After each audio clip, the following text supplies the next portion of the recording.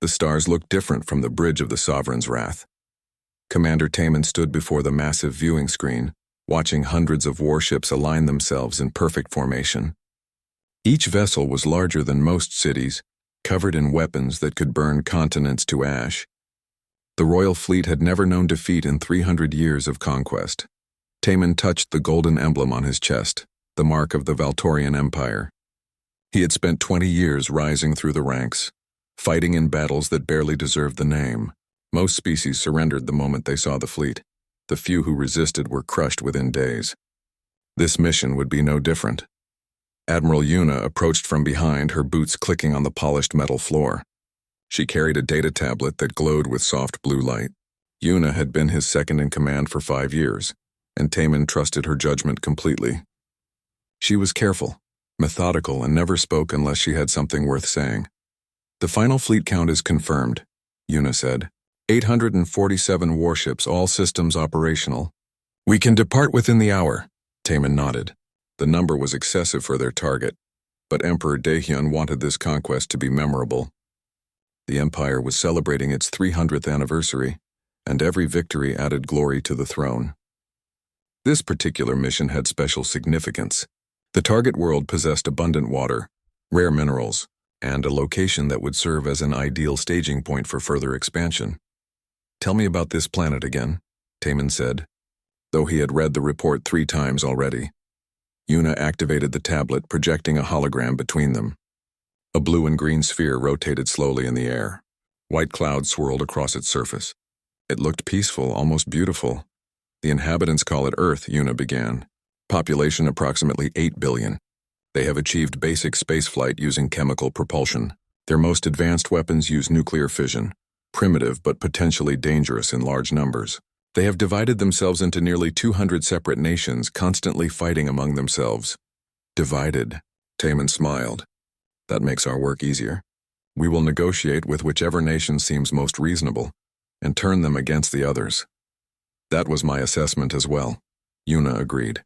"Their technology level suggests they discovered radio communications approximately 130 years ago. They have sent several primitive probes beyond their star system, but nothing that poses any threat to us." Taman studied the rotating planet. He felt a familiar mixture of anticipation and boredom. The anticipation came from the promise of another world added to the Empire, another achievement to list in his service record. The boredom came from knowing how it would end. They always surrendered. They always begged. They always promised cooperation if only the fleet would spare their cities. "What do we know about their culture?" Taman asked. Yuna scrolled through her data. "They are remarkably violent for a pre-contact species. Our analysis suggests they have been in a state of near-constant warfare for their entire recorded history. In the last century alone, they fought 2 global conflicts that killed over 100 million of their own kind." "Barbaric," Taman muttered. "The Empire will bring them order and peace. They should be grateful." "There is one unusual aspect," Yuna continued, her voice taking on a slightly uncertain tone. "Their rate of technological advancement is unusually rapid. They went from basic flight to nuclear weapons in 40 years. From nuclear weapons to space travel in another 20. Our analysts suggest this rapid development is driven by military competition between their nations." Taman dismissed the concern with a wave of his hand. "Speed means nothing if the technology itself is primitive. A child who learns to walk quickly is still just a child. We will show them what true power looks like, and they will kneel like all the others." A chime sounded throughout the bridge. The crew members moved to their stations with practiced efficiency. The time had come. Taman walked to his command chair, a throne-like seat elevated above the rest of the bridge. From here he could see every screen, every officer, every system status indicator. "Begin the departure sequence," he commanded. The ship hummed with building energy. Through the viewing screen, Taman could see the other vessels in the fleet coming to life. Lights flickered across their hulls as massive engines powered up. The Valtorian homeworld hung in the distance, a golden jewel surrounded by orbital stations and defensive platforms. Emperor Daehyun's face appeared on the main screen. The Emperor was old, his face marked with ceremonial scars that indicated his rank. He wore the crown of conquest, forged from the metals of 12 different worlds. His eyes were sharp despite his age, missing nothing.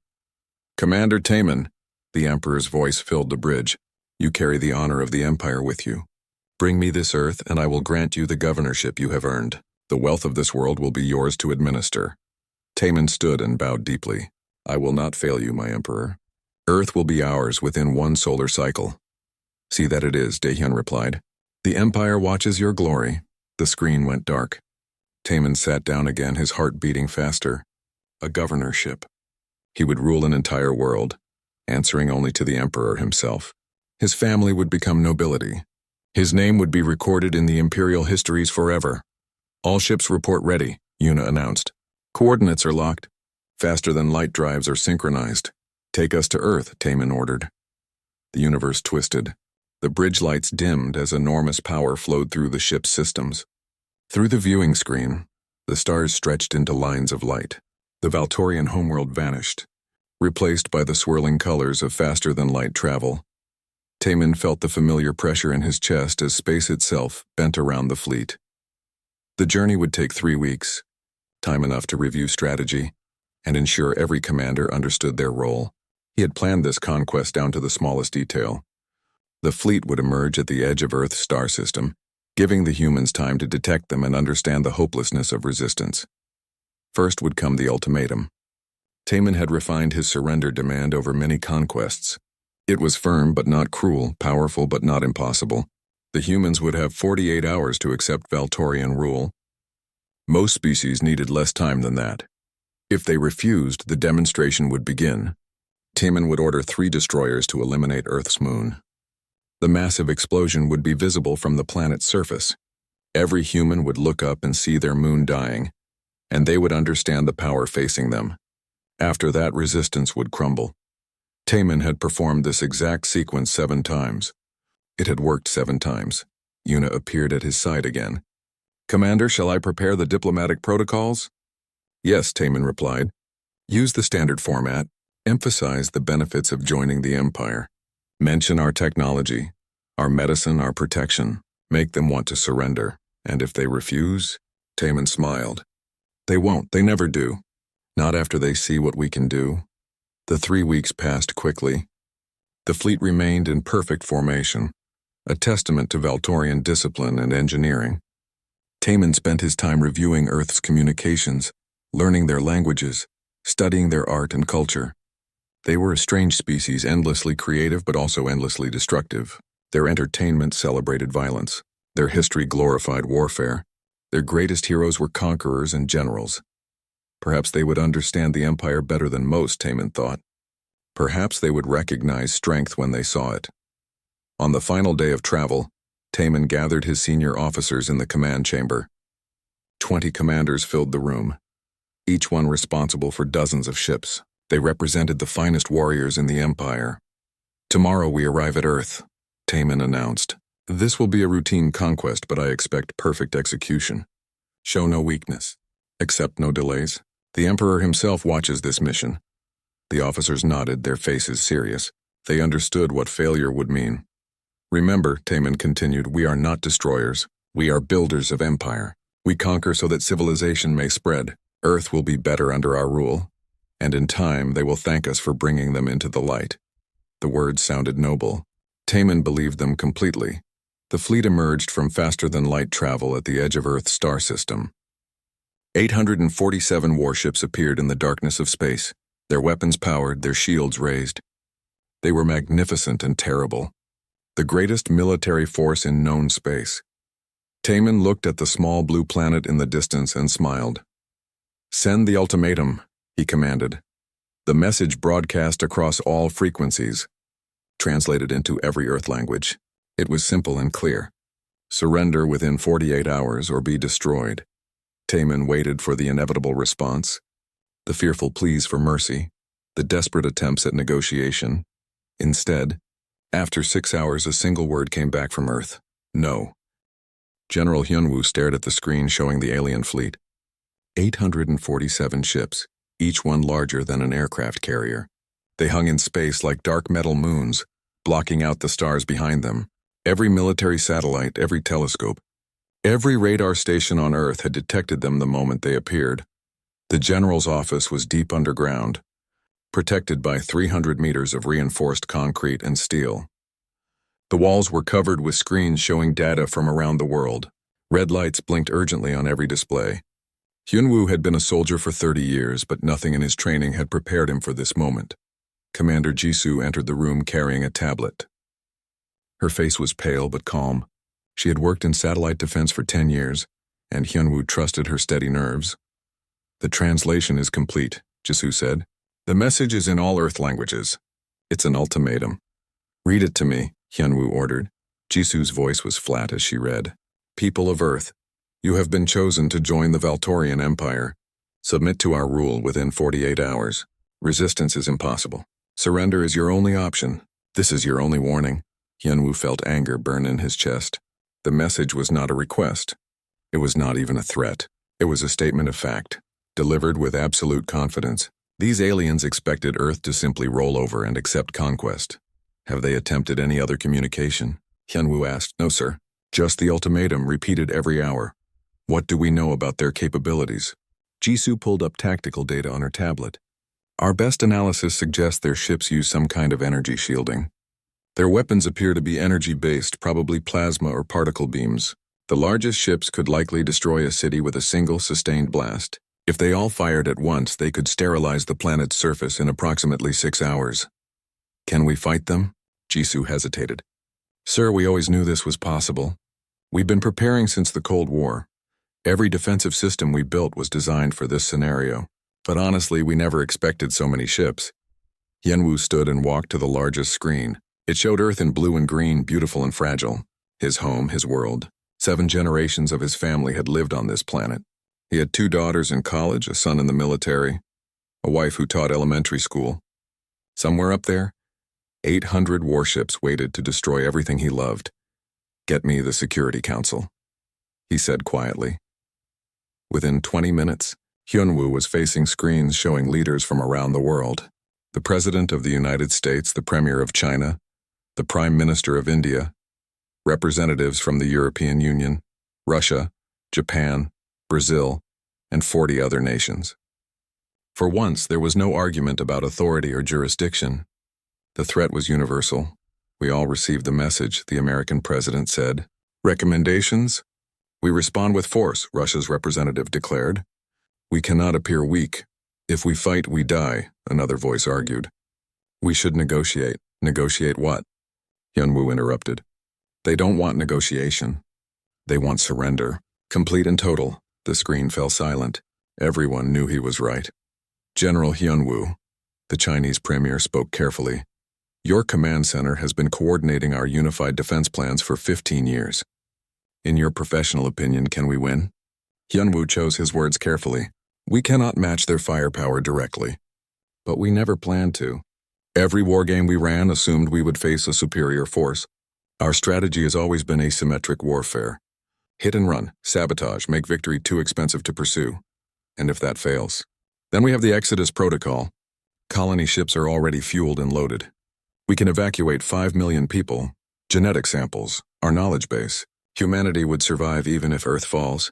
The American president leaned forward. "You're saying we might lose the planet but save the species?" "Yes, sir." Another long silence. Then the Indian Prime Minister spoke. "I believe we should answer them. We should send a message." "What message?" someone asked. The Prime Minister smiled without humor. "The same one they sent us. Simple and clear. Just one word." Hyunwoo understood immediately. "No? No," the Prime Minister agreed. "We will not surrender. We will not bow. If they want Earth, they will have to take it from us." The vote was unanimous. Hyunwoo composed the message himself. A single word transmitted on all frequencies. No explanation, no justification, no plea for mercy. Just the answer. No. He imagined the alien commander receiving it, probably expecting something different. Earth's defiance would surprise them. Good. Surprise was a weapon too. "Commander Jisoo," Hyunwoo called out. "Activate the defense network. All hidden systems go active. I want every satellite armed and tracking." "Yes, sir." Around the world, systems that had been disguised as peaceful infrastructure came online. Satellites that appeared to be communications arrays rotated, revealing weapons platforms. Space stations that looked abandoned suddenly powered up. Mines hidden in the orbital debris field activated their sensors. Specialist Minho ran into the room, out of breath. He was young, barely 25, but his specialty was weapons analysis. He had spent 3 years studying theoretical alien technology. "General, they're moving," Minho shouted. 3 ships have broken formation. They're heading toward the moon. Hyunwoo felt his stomach tighten. The moon. They were going to destroy it as a demonstration. Classic military psychology. Show overwhelming power, break the enemy's spirit. Time until they reach firing position? 11 minutes, Jisoo reported. Are our quantum weapons in range? Yes, sir. The satellites are locked on all 3 targets. Hyunwoo thought about the decision he was about to make. Once he gave this order, there was no going back. Earth would be at war with an interstellar empire. Millions, maybe billions, would die. But surrender was not survival. It was just slow death under someone else's control. Fire, he said. High above Earth, satellites that had floated peacefully for years suddenly released their hidden payloads, quantum-entangled munitions, the result of 50 years of theoretical physics turned into weapons. They didn't travel through space like normal missiles. They appeared at their targets instantly, bypassing shields because the shields didn't know they needed to block something that was suddenly just there. 3 alien destroyers exploded simultaneously, not damaged, not disabled, completely destroyed. Metal and fire bloomed in the darkness of space where warships had been seconds before. On the bridge of Sovereign's Wrath, Taemin watched 3 of his ships vanish from the tactical display. For a moment, he couldn't process what he was seeing. Ships didn't just disappear. There had been no warning, no incoming fire detected, no energy signatures. They were there and then they were gone. What happened? He demanded. No one answered because no one knew. Admiral Yuna was checking every sensor, every report, her hands moving frantically across the controls. Unknown weapon type. No energy signature before impact. Shields didn't activate because they detected no incoming threat. That's impossible, Taemin said, but he was staring at empty space where his ships had been. All ships report battle status, Yuna commanded. Throughout the fleet, 800 warships raised their weapons and shields. On Earth, Hyunwoo watched the alien formation respond. They were confused, defensive. They had expected an easy conquest and instead faced something they didn't understand. All hidden assets, prepare to engage, Hyunwoo ordered. Drone swarms, launch on my mark. Mass drivers, calculate firing solutions. Every ship in that fleet is a target. Jisoo looked at him with worry. Sir, if we commit everything now, we have no reserves. There are no reserves in this fight, Hyunwoo replied. We use everything we have or we die anyway. At least this way, we die standing up. Lieutenant Junho activated the drone control systems. Hidden bases on the moon's far side opened, releasing millions of small attack drones. Each one was barely larger than a football, equipped with a simple AI and a small explosive charge. Individually, they were insignificant. Together, they were a swarm that could overwhelm any defense. The drones accelerated toward the alien fleet, taking random paths to avoid targeting systems. They looked like a cloud of metal insects spreading across space. On Sovereign's Wrath, a junior officer reported, Sir, we're detecting multiple small objects approaching from the lunar surface. Countess, the computer says 17 million individual targets. Taemin stared at the sensor display. 17 million. How could a primitive species launch 17 million of anything into space? Point defense systems, engage, Yuna ordered. The fleet's automated weapons began firing, destroying thousands of drones every second. But for every drone destroyed, 10 more got closer. The sheer number made accurate targeting impossible. The first drones reached a Valtorian cruiser. They attached to the hull like parasites, drilling through the armor with molecular cutters. Once inside, they detonated. The cruiser shuddered as hundreds of small explosions rippled across its surface. Shields didn't help because the drones were already inside the shield perimeter. Sir, the Crimson Dawn reports critical damage, an officer shouted.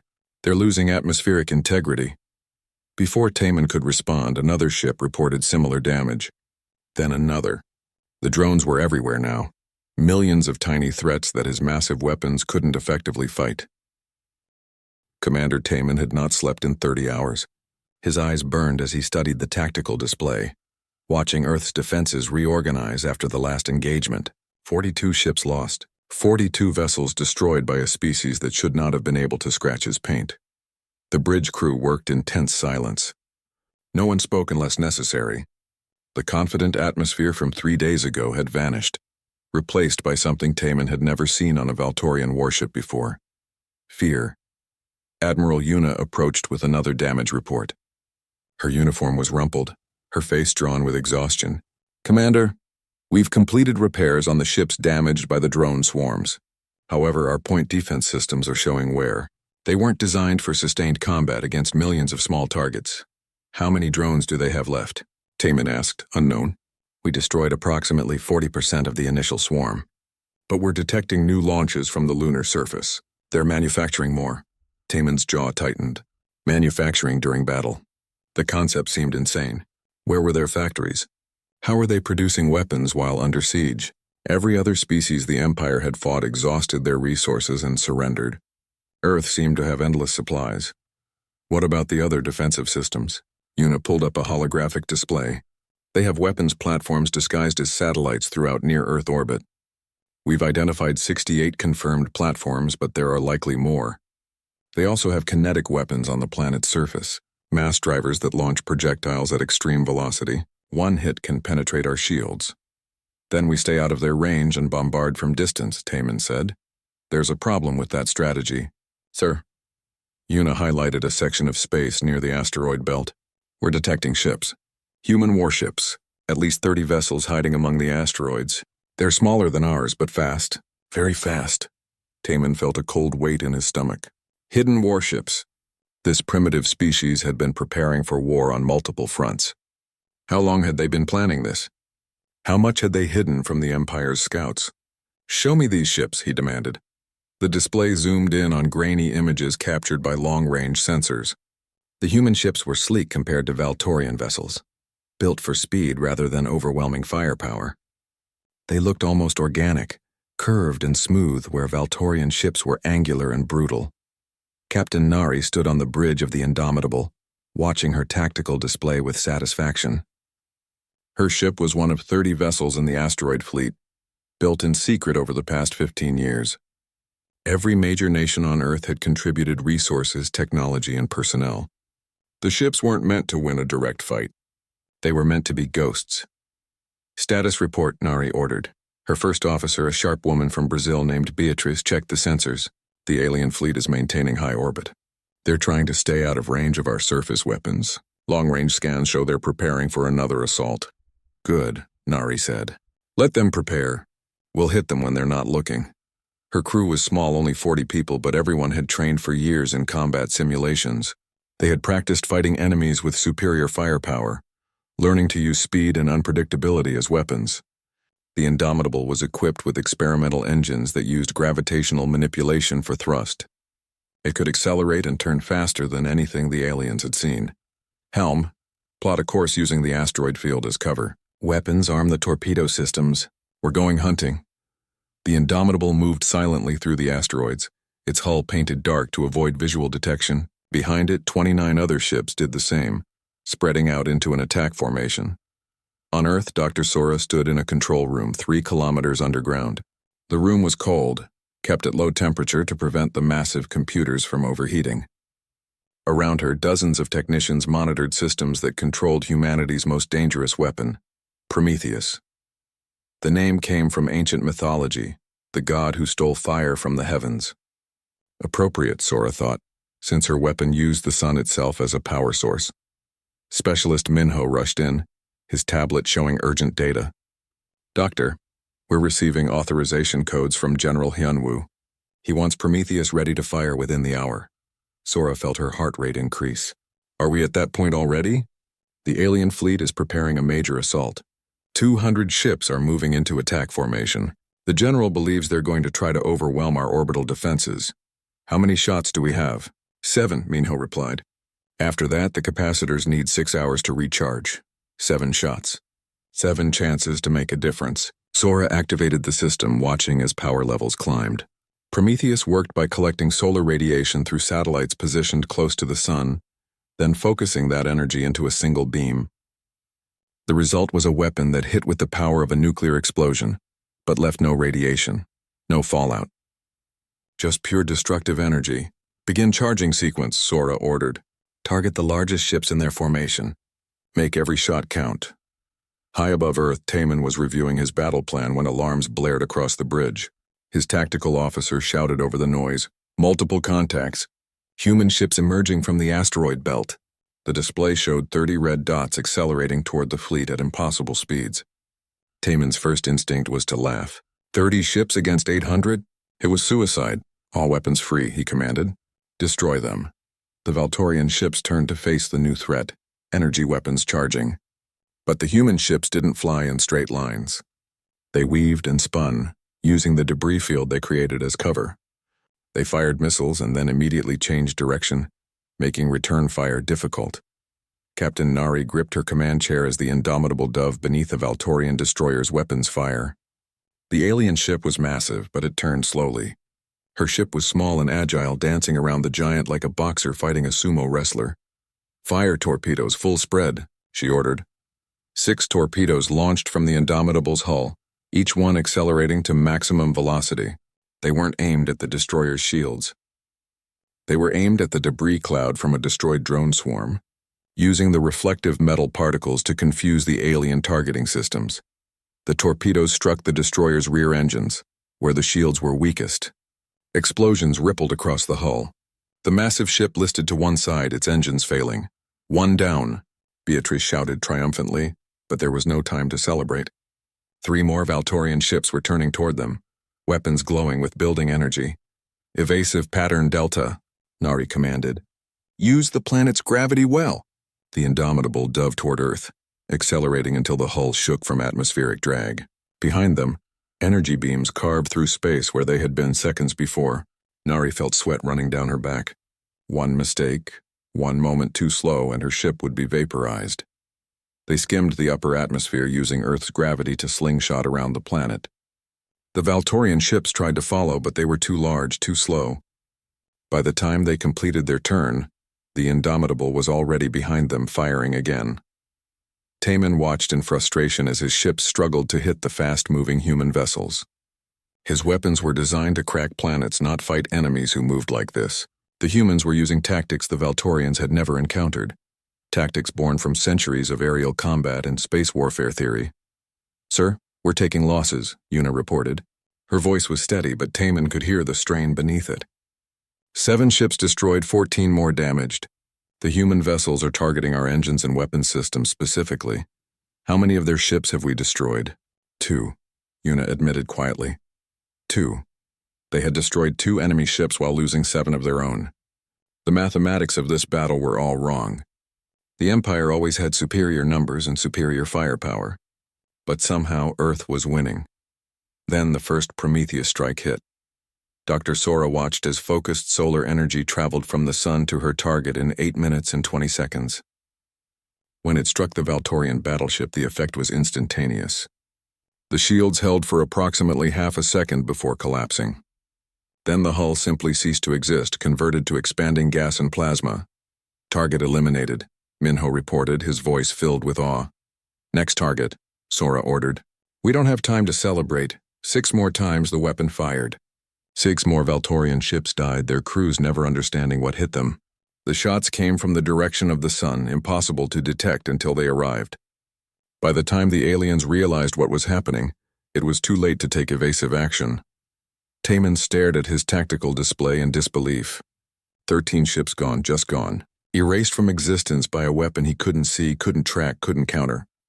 "Where is it firing from?" he demanded. "The sun," an officer replied, his voice shaking. "Commander, they're using the sun as a weapon." The bridge fell silent. Using a star as a weapon, the concept was theoretically possible, but the engineering required was beyond what the Empire had achieved. How had this primitive species built something so advanced? "All ships emergency retreat," Taman ordered. "Pull back to maximum range. Get us out of their weapon envelope." 2 weeks into the siege, the war had become something neither side had expected. A grinding, exhausting battle where every advantage was temporary, and every victory came with a terrible price. Commander Taman looked older. Deep lines had formed around his eyes, and his uniform hung loose on his frame. He had stopped eating regularly, surviving on stimulants and the desperate hope that tomorrow would bring victory. The Royal Fleet had been reduced to 614 ships. Over 200 vessels destroyed or too damaged to fight. Admiral Yuna entered the command chamber with another tactical update. She moved slowly, like someone who had forgotten what rest felt like. The humans have adapted again. They're using reflective chaff to confuse our targeting systems. Our hit rate has dropped by 30%. Taman nodded numbly.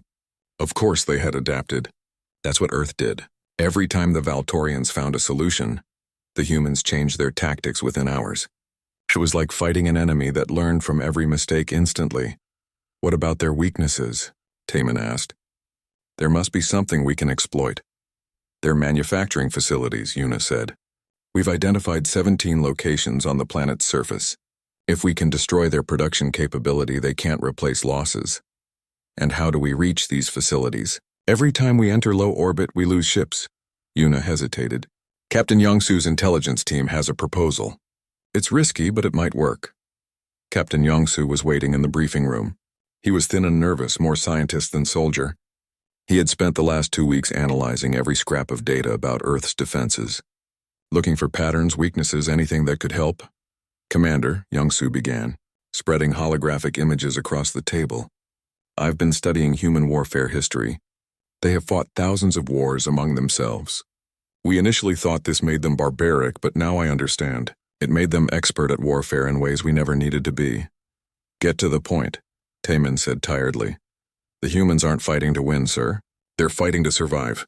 Every strategy they use is designed not to destroy us quickly, but to make us give up. It's psychological warfare combined with attrition. They're trying to break our will. Taman felt anger flash through his exhaustion. Our will is not broken. With respect, sir, look around. The crew is exhausted. Officers question orders. Some ships have requested permission to withdraw for repairs. The humans are succeeding. The words hurt because they were true. The Royal Fleet was breaking. Not in battle, but in spirit. They had been conquerors, taking easy victories. Now they were soldiers in a real war, and they didn't know how to process it.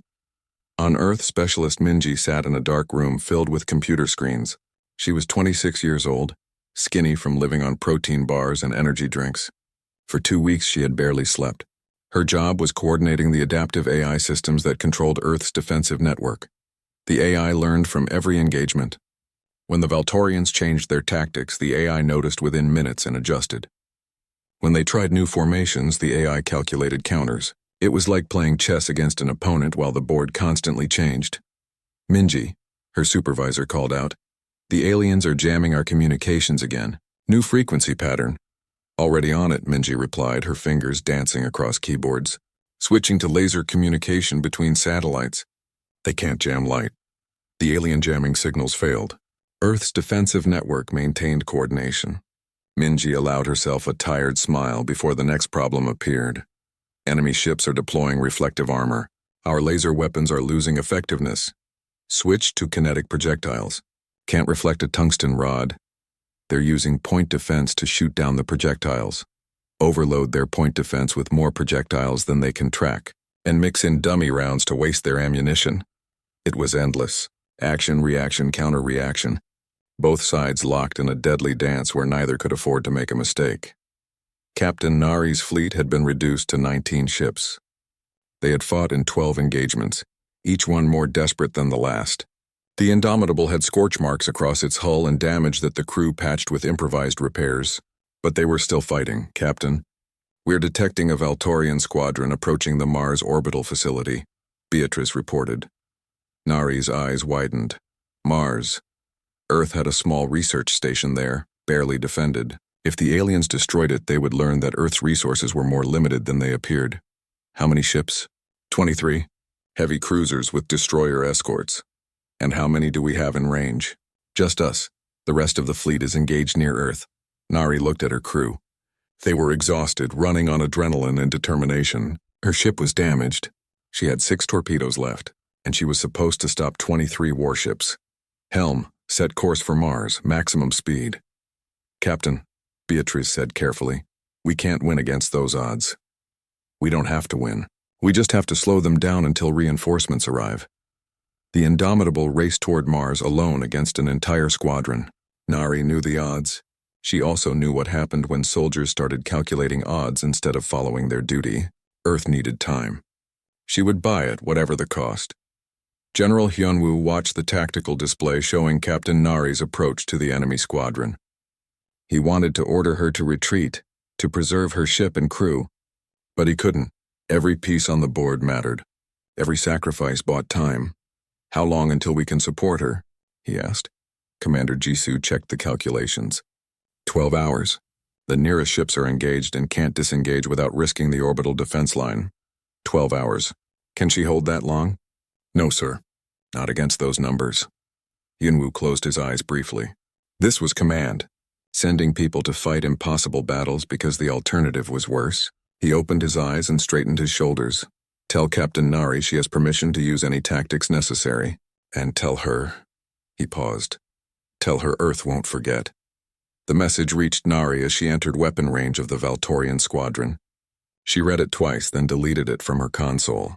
No point in keeping messages she wouldn't live to reread. All power to forward shields, she ordered. Arm all remaining torpedoes. Set them to proximity detonation. Captain, if we fire everything at once, we'll be defenseless, Beatrice said. That's the idea. We're not here to survive. We're here to be a problem they can't ignore. The Indomitable charged directly at the center of the enemy formation. Every weapon fired at maximum range. Torpedoes streaked through space, followed by their few remaining missiles. The ship's railgun fired until the barrel glowed red-hot. Nari knew she was throwing everything away in one desperate attack. The Valtorian ships responded with overwhelming firepower. Energy beams converged on the tiny human vessel. But Nari wasn't trying to dodge. She was trying to get close enough to hurt them. The Indomitable's shields collapsed. Hull plates vaporized. Atmosphere vented into space.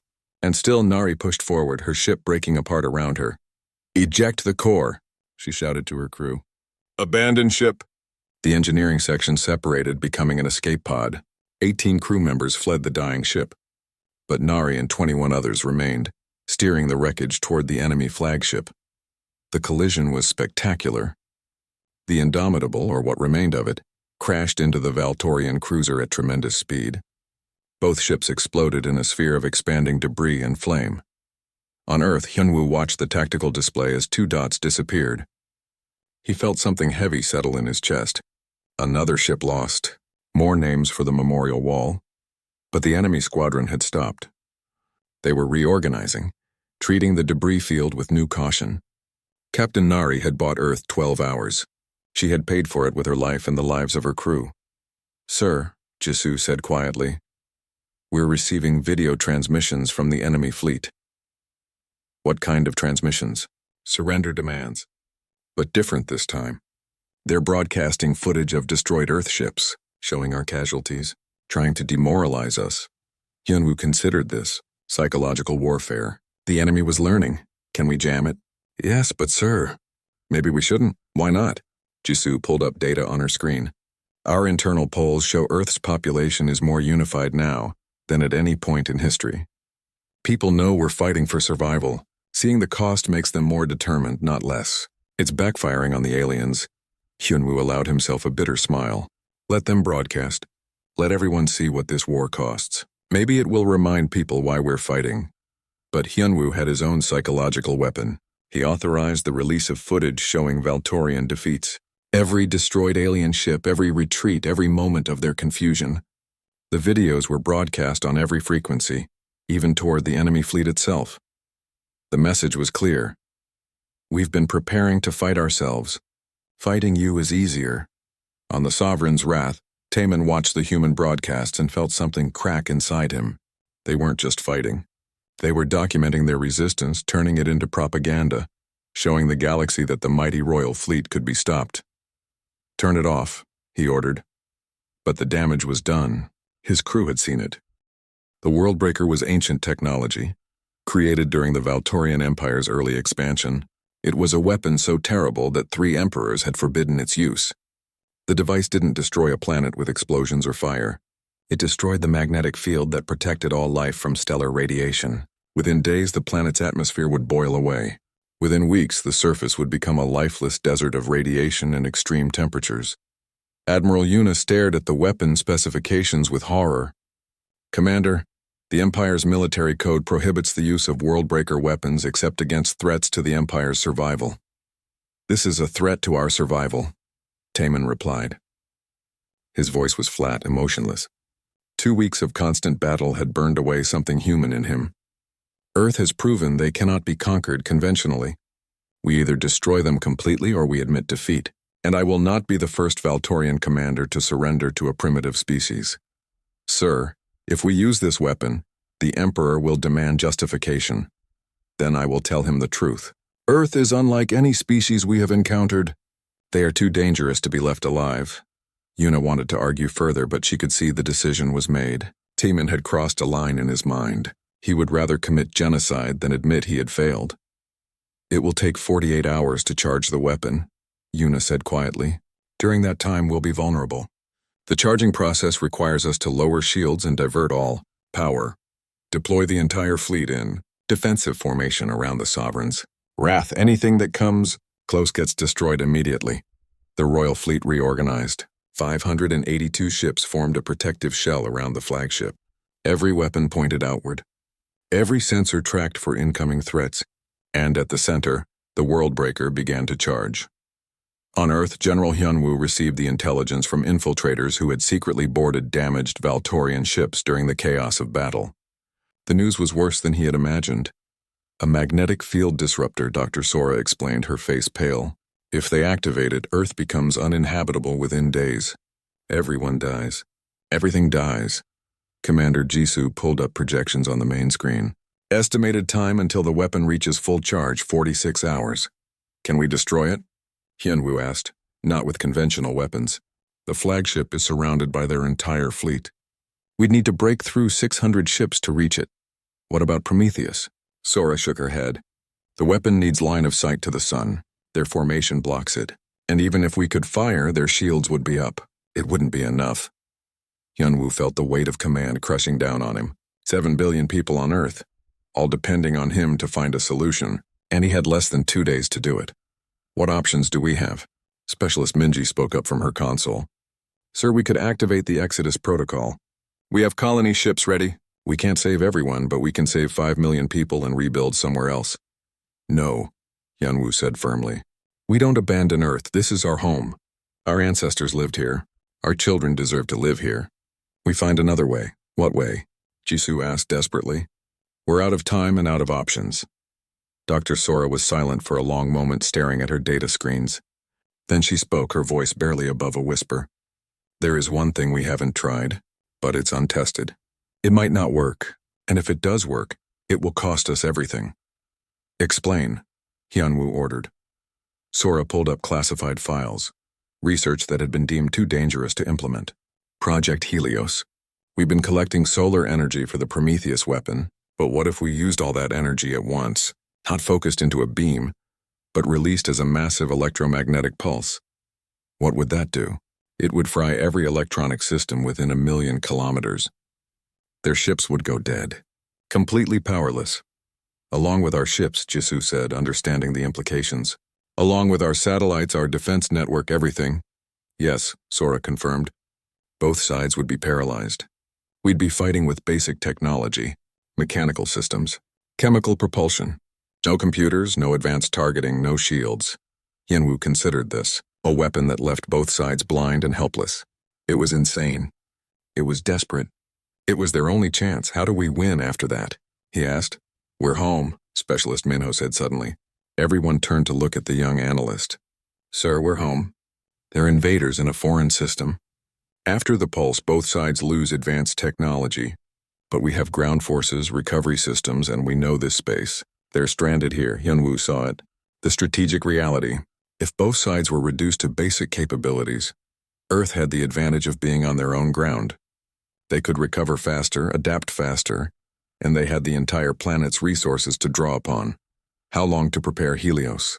30 hours, Sora said. We need to reconfigure the solar collectors and build the discharge system. It's never been tested at this scale. You have 28 hours, Hyunwoo said, because we're not waiting until the last minute. We'll fire while they're still charging their weapon. In the Royal Fleet, Captain Yangsu noticed something strange in the human communication patterns. Traffic had decreased, but the remaining signals were moving massive amounts of data between Earth and its solar collection satellites. Commander, The humans are doing something with their solar weapon system. I think they're modifying it. Taman barely looked up. Can they reach us with it?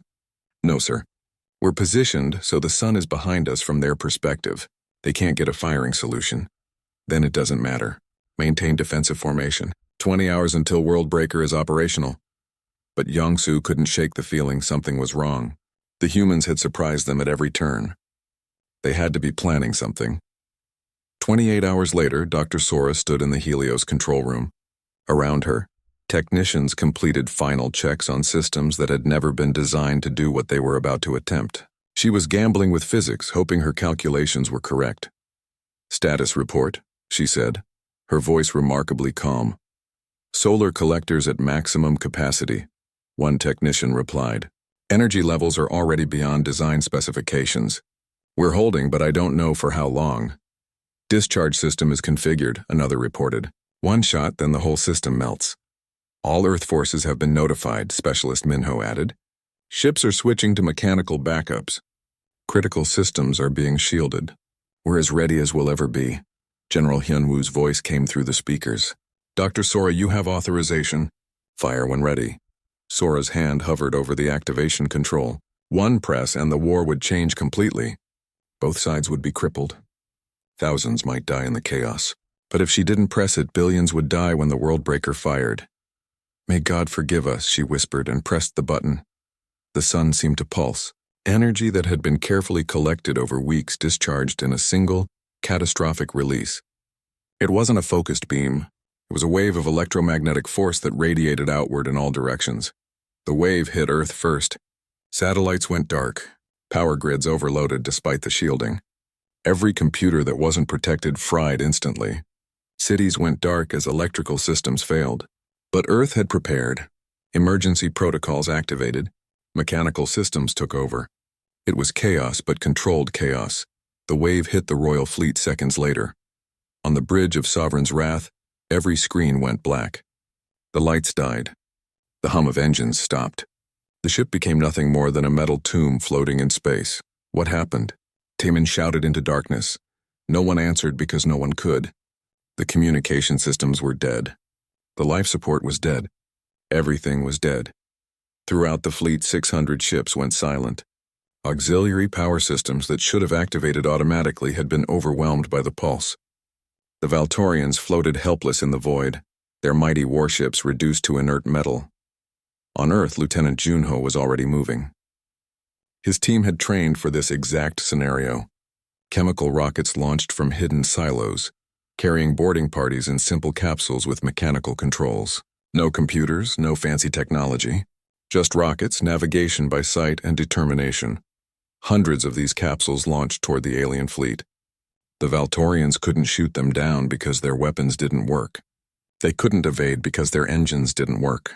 They could only wait and watch as human soldiers arrived. The boarding was brutal and efficient. Human soldiers cut through hull plating with thermite charges, entering through the breaches. The Valtorians tried to fight, but they were trained for bridge combat and fleet tactics, not hand-to-hand fighting in zero gravity. The humans were special forces trained for exactly this kind of warfare. Ship by ship, the fleet fell. The Valtorians surrendered or died. On Sovereign's Wrath, Taman sat in his command chair in the dark, listening to the sounds of cutting equipment approaching.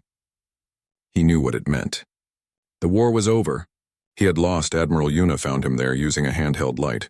Commander, we need to surrender. The crew is trapped. Life support is failing.